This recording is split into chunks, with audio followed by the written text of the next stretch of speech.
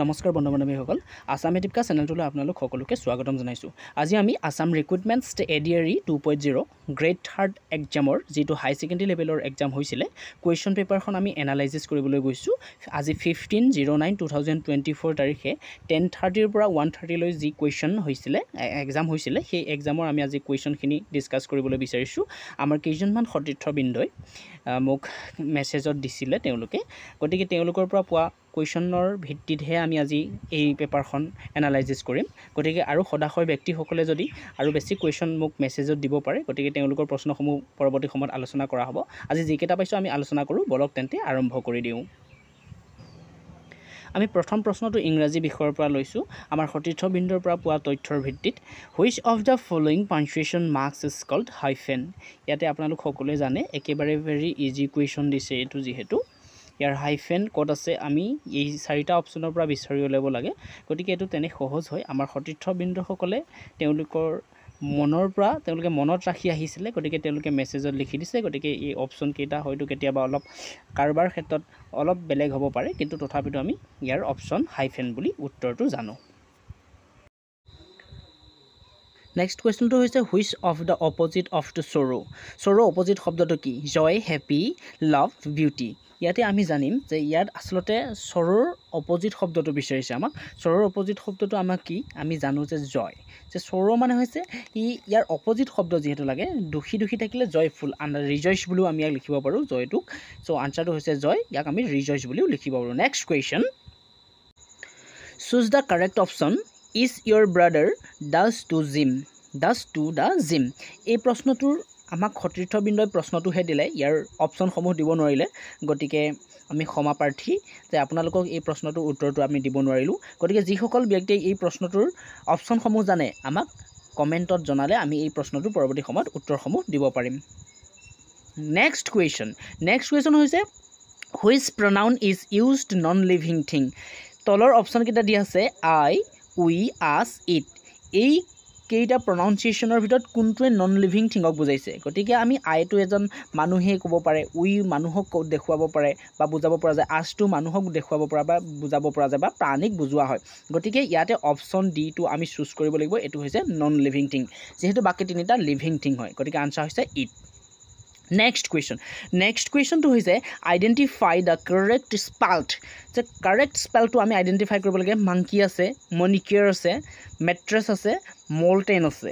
ইয়াতে আমি monkey, mattress আৰু মলটেন এই তিনিওটাকে আমি কাৰেক্ট দেখা পাইছোঁ। গতিকে ইয়াত আমাক ইনকাৰেক্ট স্পেলটো ওলাব দিছে। গতিকে ইনকাৰেক্ট স্পেলটো হৈছে মনিকাৰটো যিকোনো হ'ব পাৰে, কাৰণ বাকীকেইটা আমি কাৰেক্ট স্পেলিং পাইছোঁ। গতিকে মনিকাৰটো হৈছে স্পেলিং ৰং, মনিকাৰ। নেক্সট কুৱেশ্যন হৈছে from the first below' identify the antonyms of cheap. চিপৰ এণ্টনিমছ আমাক উলিয়াবলৈ দিছে। প্ৰথমতে আছে প্ৰাইচ, প'ৰ, এক্সপেঞ্চিভ, ৰাইচ। ইয়াতে আমাক চিপ মানে কি? চিপ মানে হৈছে অধিক খৰচা কৰা, বেছি ব্যয়বহুলভাৱে খৰচা কৰা। গতিকে ইয়াতে আমি উত্তৰটো প্ৰাইচ, প'ৰ, ৰাইচ এইকেইটা যিহেতু ইয়াৰ লগত নিমিলে গতিকে ইয়াৰ এণ্টনিমছ শব্দটো হ'ব এক্সপেঞ্চিভ। ইয়াৰ অৰ্থটো হৈছে এক্সপেঞ্চিভ। নেক্সট কুৱেশ্যন হৈছে ফিল ইন দ্য ব্লেংকছ। ইয়াতে এটা লাইন আছিলে মাজতে, কি লাইন দিছিলে নেজানো আমি। ইয়াতে হায়াৰ, হাইষ্ট, টল দিছে ইয়াতে fill in the blanks.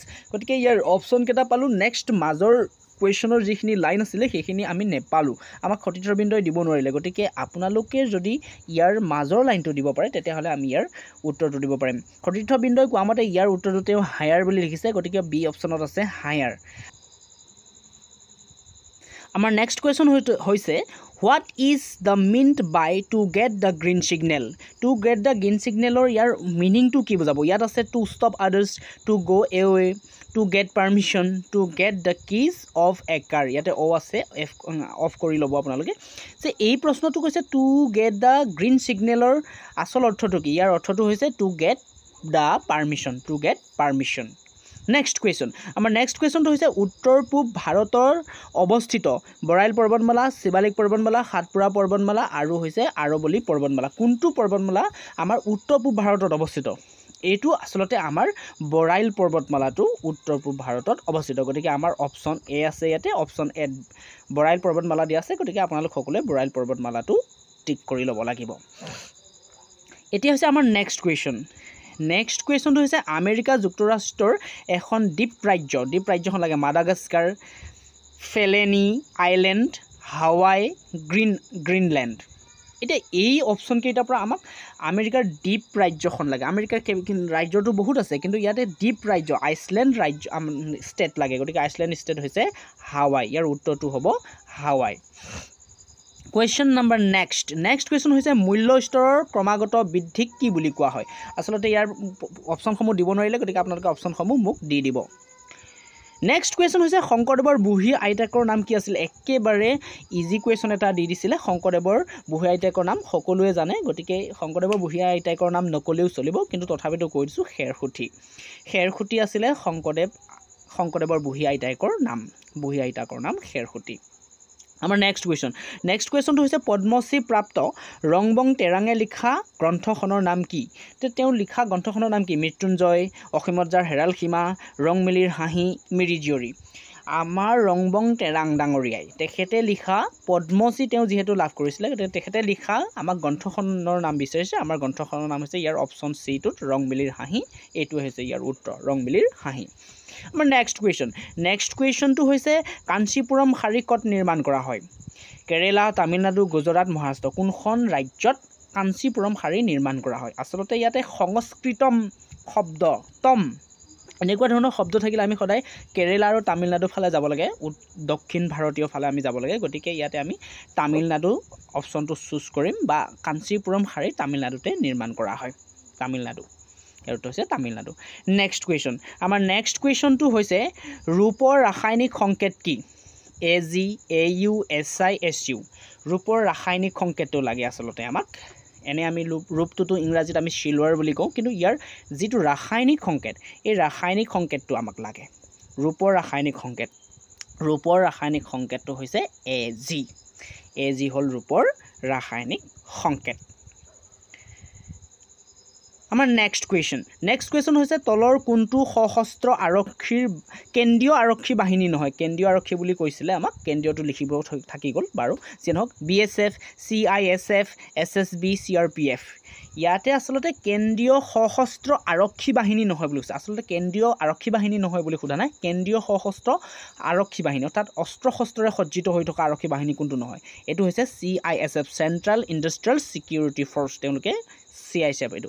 Next question হৈছে দেহৰ কোন ঠাইত শক্তিৰ সঞ্চিত হয় বুলি কৈছে? মাইটকণ্ড্ৰিয়া। ইয়াতে বাকী অপশ্যনবিলাক নিদিলে, সতীৰ্থবৃন্দই আমাক আনচাৰটোহে দি দিলে, গতিকে আমি আনচাৰটোকে কৈ দিছোঁ। দেহৰ কোন ঠাইত শক্তিৰ সঞ্চিত হয় সেইটো হৈছে মাইটকণ্ড্ৰিয়াত হয়। তেওঁ অনলি আনচাৰটো দি দিছিলে, তেওঁ আনচাৰটো লিখিছিলে মাইটকণ্ড্ৰিয়া বুলি। আমাৰ নেক্সট কুৱেশ্যনটো হ'ল নীতি আয়োগৰ অধ্যক্ষ কোন? এইটো সকলোৱে জানে, প্ৰধানমন্ত্ৰী, লোকসভাৰ অধ্যক্ষ, ৰাজ্যসভাৰ অধ্যক্ষ, বিত্তমন্ত্ৰী। নীতি আয়োগৰ অধ্যক্ষ এইটো সকলোৱে জানে, নীতি আয়োগৰ অধ্যক্ষ প্ৰধানমন্ত্ৰী। ইয়াৰ উত্তৰটো হৈছে নীতি আয়োগৰ অধ্যক্ষ হৈছে প্ৰধানমন্ত্ৰী। গাইজ, আপোনালোকে আৰু যদি কুৱেশ্যন আছে আপোনালোকৰ তাত, আপোনালোকে কমেণ্ট কৰি জনাব, আৰু আমি পৰৱৰ্তী সময়ত ইউটিউবত লৈ আহিম। নেক্সট কুৱেশ্যন হৈছে 1 জুন তাৰিখে 2024 চনত আমেৰিকাৰ ৰাষ্ট্ৰপতি কোন আছিল? মানে তেওঁ নিৰ্বাচিত কোন হৈছিল? Joe Biden, Barack Obama, Donald Trump, Kamala Harris. ইয়াতে সকলোৱে জানে, ইয়াতে অকণমান ক্ৰিটিকেলিভাৱে সুধিছে 1 জুন তাৰিখে 2024 চনৰ, অৰ্থাৎ তেওঁ প্ৰথম শপত যিহেতু গ্ৰহণ কৰিছিল জো বাইডেন হয়, বৰ্তমান প্ৰেজেণ্ট আমেৰিকান প্ৰেছিডেণ্টৰ কথাই কৈছে জো বাইডেন।